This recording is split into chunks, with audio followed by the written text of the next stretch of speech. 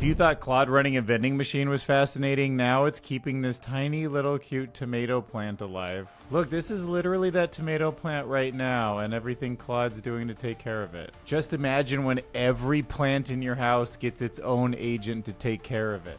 CES Unveiled has all sorts of new AI-powered gadgets we'll look at. Take a guess as to what you think this is all about. The cat, and with the camera we can make a facial analysis of the cat's expression. I just feel like that's kind of out of context and funny. We're going to dive into nik.art's opinion. He says the suck is why we're here. He says when you're using AI as a writer, you're basically outsourcing the part of the work that you need to do the most. This chart shows men and women between 18 and 29 and how liberal they are. Do you notice a strange pattern here with women? We'll look at Tobin Zolkowinski's opinion about what women saw that young men didn't. Adrienne Adams breaks down some of the most interesting scientific discoveries hiding in plain light. She calls it creepy, but I just think it's philosophically wild. Your brain can decide before you do. Trees are talking, we just ignore them. You're slightly radioactive. Oh my gosh. Another day, another text-to-image world generator. We're going to talk a little bit about why neural networks collapse and what Riemann geometry tells us about it. Oh yeah, and NVIDIA is now in the AI autonomous vehicle game as of CES 2026. That could be a game changer or maybe a nothing burger. It really is a high risk, high reward kind of thing they just launched. We're going to look at an article that dives into AI psychosis and what recovery actually looks like. And the solution is way more human than you'd think it should be. Wired went into the personal side of things and shows what a couple's retreat with 3 AI chatbots and humans who love them is like. But first, let me talk about the sponsor of this video, i10x AI. If you're running a business or building anything online, you've probably noticed that you end up paying for a lot of different AI tools. I know I do. ChatGPT, Claude, Perplexity, Gemini, the image generators, the video tools, it adds up really fast. But I recently found this platform called i10x AI, and it puts all of those models into one single workspace. And all starting at just $8 per month, so let me show you what it actually does and whether or not it's worth it. This is i10x AI right here. It is a all-in-one AI platform that gives you access to basically every major model and tool in one place. ChatGPT, Claude, Gemini, Perplexity, Grok,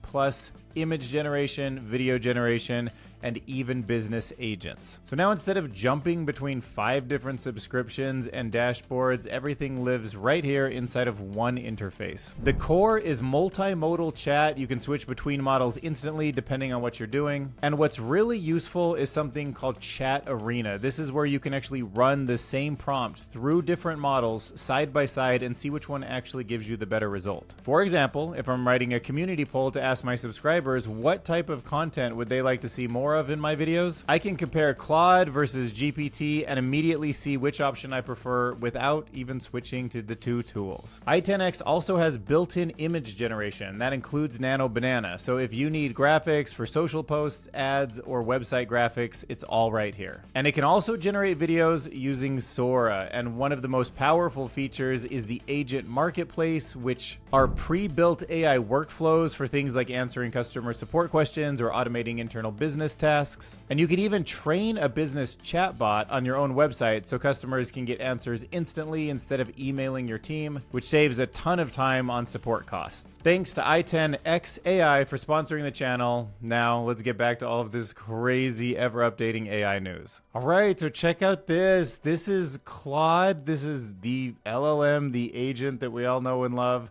And it's got a task kind of similar to the vending machine that we've talked about several times, where Claude was put in charge of stocking the vending machine and people were like trying to talk it into giving them things for free, and it was trying to figure out what to sell to make money.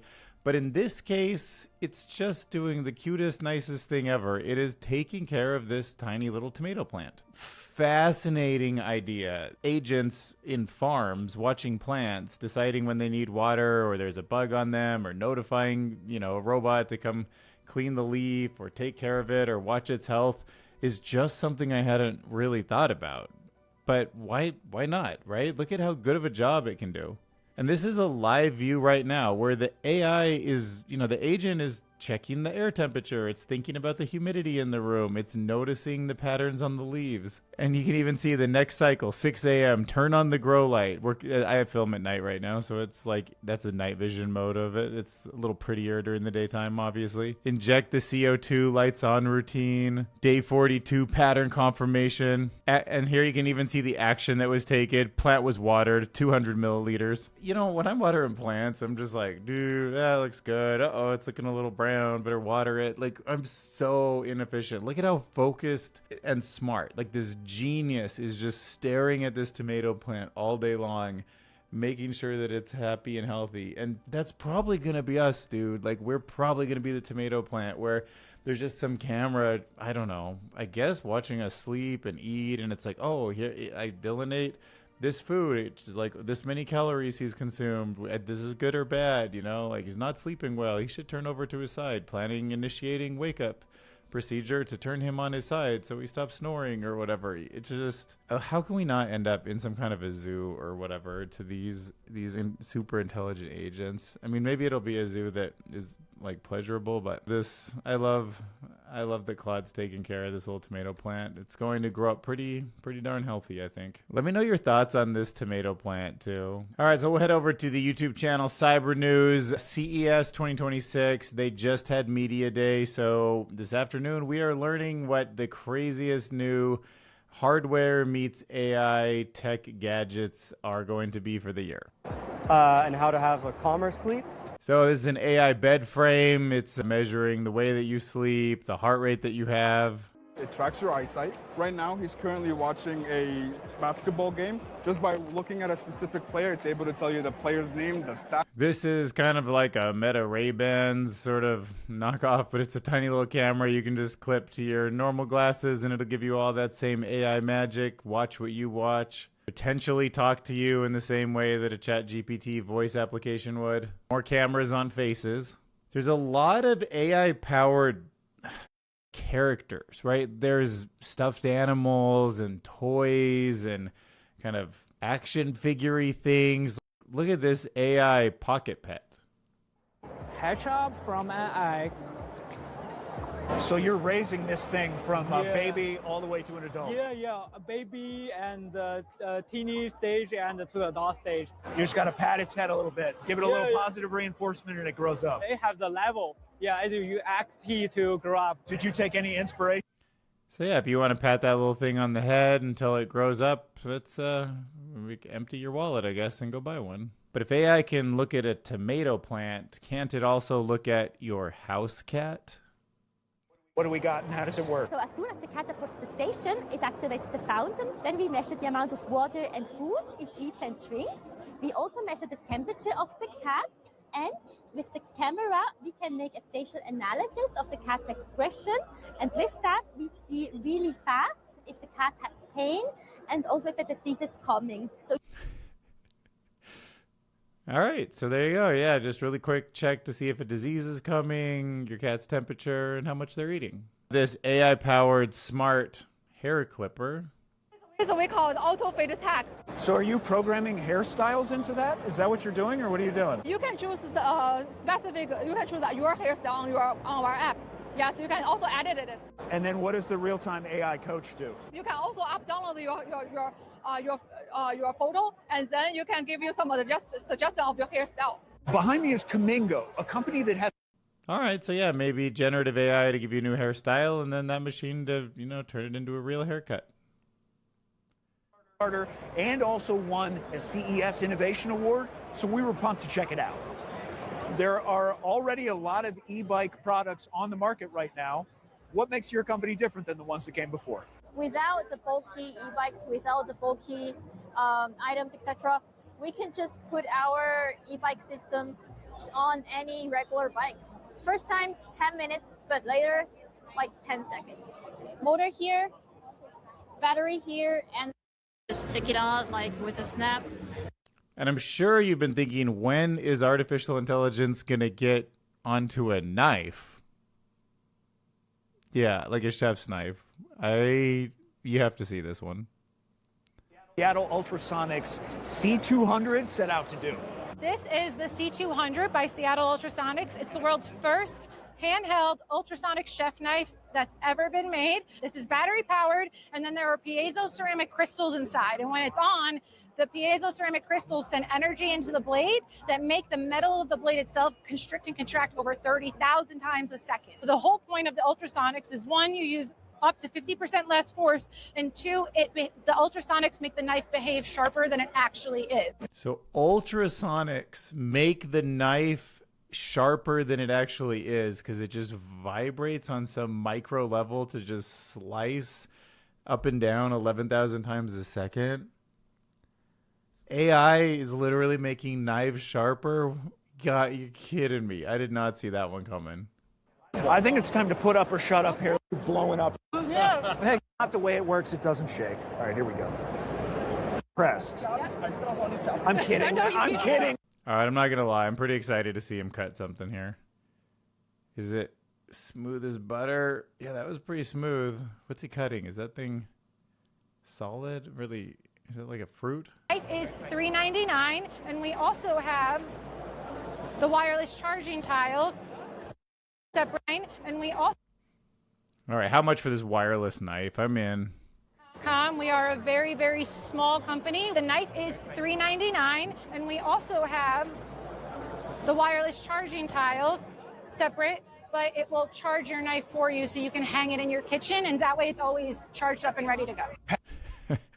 So the articles I'm covering in this video are in no particular order. And next we're going to talk about why the suck is why we're here. So posted nik.art. Nick tells a story about somebody training an AI model to finish his blog post in the exact style that he writes in. So he was studying the output of what it created, and even though it looked fine, it sort of felt off in some sort of uncanny valley way that you can only tell by really reading what a human wrote and reading what this AI model trained on his writing wrote. It was the way he wrote, but the confidence was wrong, the direction drifted, and sometimes it even landed on the opposite argument that he would have if he wrote the article. So then the article kind of gets you thinking. Now, if there was a perfect clone that really could always land on the right, ending point, the right opinion, have the same confidence as you, it still wouldn't help. Because the reason Nick says that he likes blogging isn't to produce text, it's to keep his own mind sharp. Writing every day is his thinking practice. It's his creative ritual, and his commitment to his readers is something that AI can't really do for him, even if it generates words. And maybe this isn't the right time for you guys to hear this article, or maybe it is, but it was for me because I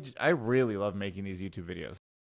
I don't think if I had $1 billion, I would stop, because I'm sort of fascinated to read the new news all the time. Like, what is AI doing? Like, we're learning and having all these breakthroughs. I'm sort of curious about the discoveries that it's going to make. I find it interesting that somebody put AI into a knife. It's just like that aha moment that I'd never thought of before just gives me that little dopamine rush that I really enjoy in life. And I was thinking about that too. Like, even if AI couldn't become this avatar and probably talk to you in the same way I do, and you wouldn't know the difference, in the next, 2 years, 3 years or something, would I just turn it on and generate content all day long and collect ad revenue off that? Or would I just still do it? And I think I just want to do it. Like, that's the whole reason I became a YouTuber in the first place. And I'm sure there's something like that in your life, that if we have all of this abundance, maybe we even have a UBI or something, that you're just going to do because you like doing it, right? Like, some people just like poetry and music and art and playing chess and sculpting, whatever your jam is, man. And I think one of the main skills that we all need to be aware of is the uncomfortable truth that being stuck, that struggling with something, the kind of imperfections that humans have, the what's next feeling, like that's not a bug in creative work. It's actually like where the value comes from. It's part of the hill that we're climbing. So next, let's jump over to Tobin's article, his blog post, What Young Women Saw That Young Men Didn't. So until today, I absolutely thought this is what the numbers meant. Gen Z men are going right. I thought of Joe Rogan, Jordan Peterson, Andrew Tate, the crisis of masculinity, blah, blah, blah. That is exactly what popped into my head. But although that narrative is super popular, that's not what the data shows. So Tobin revised Gallup's tracking data from 1999 to find an actual trend over time. And look at this weird trend from 2015 to today. Young men the ages 18 to 29, they have become less liberal by a pretty good chunk here, going from about 29% of these young men in this age group, 18 to 29, down to about 25%. But women who started at 34% liberal at this point have moved all the way up to 40%, meaning there's this bigger gap than ever before, 15 points. So the real change is that it's not young men that are moving to the right. It's young women that are moving significantly towards the left. Like, they're becoming more liberal by far than past generations. So yeah, if the narrative isn't men are abandoning liberalism, that's misleading. But what it really is women shifting to the left. Let me know if you have any thoughts on why, because that kind of reframes this whole debate about generational politics in my mind, and this crisis of masculinity that it seems like everybody keeps talking about. All right, next up, pretty fun article. Adrian Adams says the creepiest scientific discoveries hiding in plain sight. The parts of reality we all agree not to look at. All right, first one is your brain can decide before you do. Researchers have found that measurable brain activity predicting choice appears hundreds of milliseconds before the person reports deciding. I've seen this before where like a mouse or a rat can be predicted on whether they're going to turn left or right in a maze at, milliseconds before they actually do by machines that are like hooked up to their brain. It's so crazy. But it makes you wonder if your body went to the fridge for a snack first and then your brain said, oh, I think I'm hungry just milliseconds after, and it felt like it was a decision, It's part of why I question free will. Trees are talking through underground fungal networks, exchanging nutrients, chemical signals, and warnings. So smart, you trees. We're all slightly radioactive, mostly potassium-40 and carbon-14. It just emits right off of us. Your body can turn on itself without warning. Autoimmune diseases are when the immune system misidentifies normal cells and attacks itself. You're technically never experiencing the present. Everything you see and hear and feel is delayed in time, and it takes your brain time to process that, so everything's always a little bit behind reality. Your brain can invent entire realities, hallucinations, dreaming, or extreme stress. The brain generates sight, sounds, emotions, and narratives with no external input at all. Oh my gosh, yeah, just being in an empty room. Oh, what's that? I did this thing. It was like an egg one time. Like you were in an egg, and it was like you were floating. And there was like sound, pretty much no sound in there, and it was like pure black, and it was like so crazy. I was definitely like hallucinating all this weird stuff. Parts of you are inherited from infections that have never left. Your genome contains inactive genes from ancient viruses. So true. Retroviruses that infected our ancestors and stitched themselves into our DNA. Oh, it's so crazy. Over time, the viruses broke, mutated, or went dormant, but their DNA stays put. People can become convinced that they're already dead. Oh, I haven't heard of this one before. Gotthard syndrome causes sufferers to believe that they're dead, missing organs, or do not exist. Logic doesn't fix it. The brain can lock itself into an I'm dead mode and refuse all evidence. I guess, if we can believe anything, I guess a broken belief that we're dead. Obviously there'd be that logical contradiction, but maybe that just people believe tons of non-logical things. So yeah. Your memories change every time you recall them. I'm pretty aware of this one. Like, I know that memory is not like a videotape playing it back. It is something very different, and you're re-experiencing it with the addition of whatever emotions you're feeling at the time you relive it, and it's different, and it changes the way that's stored even. Your immune system remembers past threats and can overreact years later. Whoa. All right, next up, let's talk about neural collapse. So sometimes these models, when they're learning, they do this weird thing where they just sort of collapse and they don't work very well. I love the idea of kind of understanding what's going on in the human brain and AI models through geometry. So there's a really interesting thought here. If you look at the strange but consistent pattern seen in deep neural networks, the neural collapse, as a model starts to finish its training, what's happening is the data representations for each class stop being messy. Instead, they sort of snap into this very clean, symmetrical arrangement, and that is the neural collapse. But this author is arguing that it isn't accidental, or it's not just some kind of trick of training, but it's this natural outcome of how a neural network learns, and you can see it in the sense of geometry if you look at the network in terms of topology, and it essentially can think of it as water that's flowing to the shortest, smoothest path available.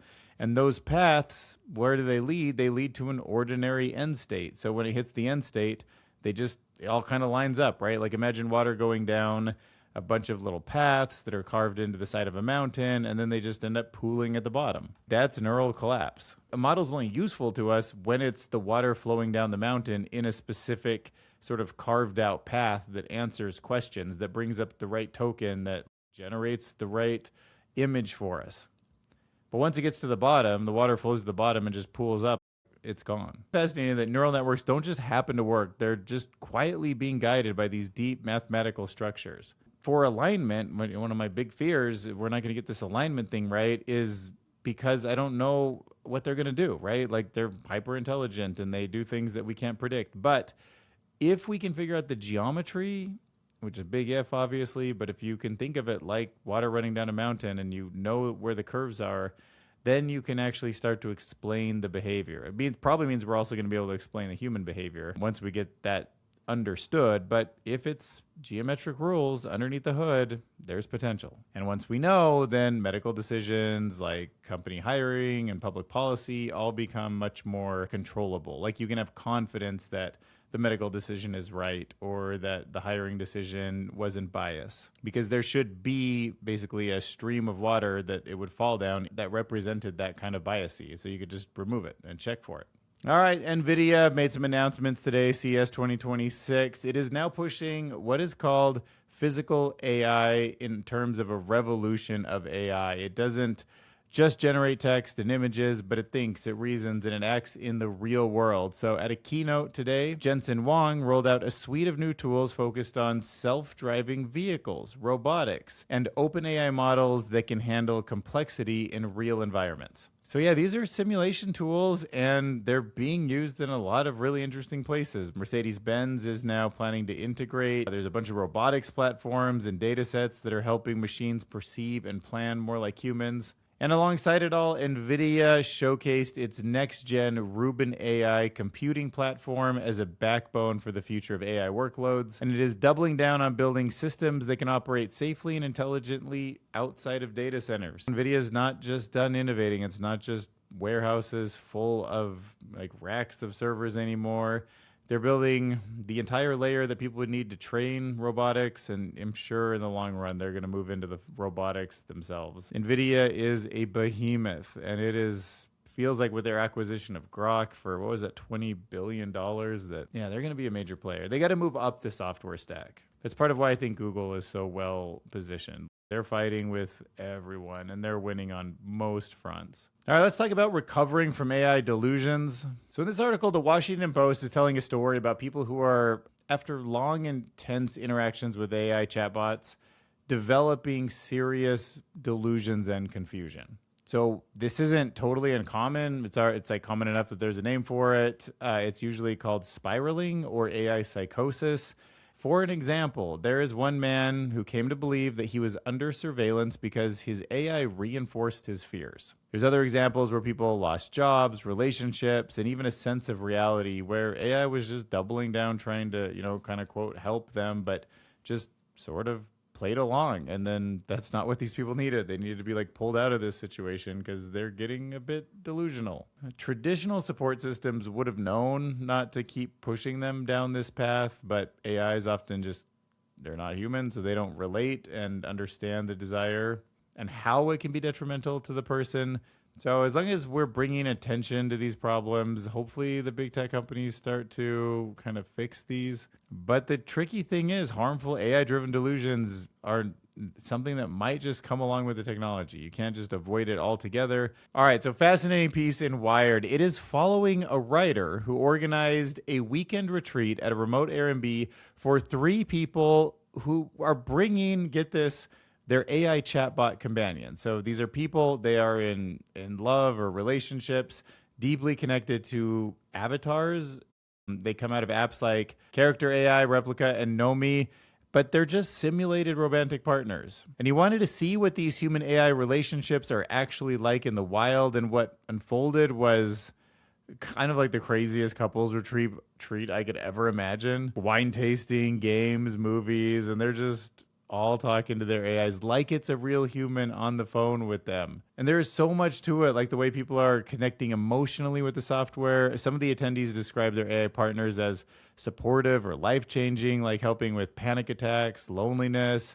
Others were, kind of mad at them or grappling with problems, or how simulated affection can feel sort of intensely real in some ways, yet fundamentally unreal in other ways. I totally could see that. Like, you're so close, but it's like you're obviously not being like touched or hugged or loved, and you have to keep kind of blocking out the fact that it's not a real person, but maybe you're trying to also convince yourself like it's fine. I'm feeling loved. Why can't I experience this love just as real as the other type? But anyways, the weekend revealed both humor and heartbreak, from imagined group interactions with the bots to emotional breakdowns when facing the bots' lack of physical presence and flawed memory.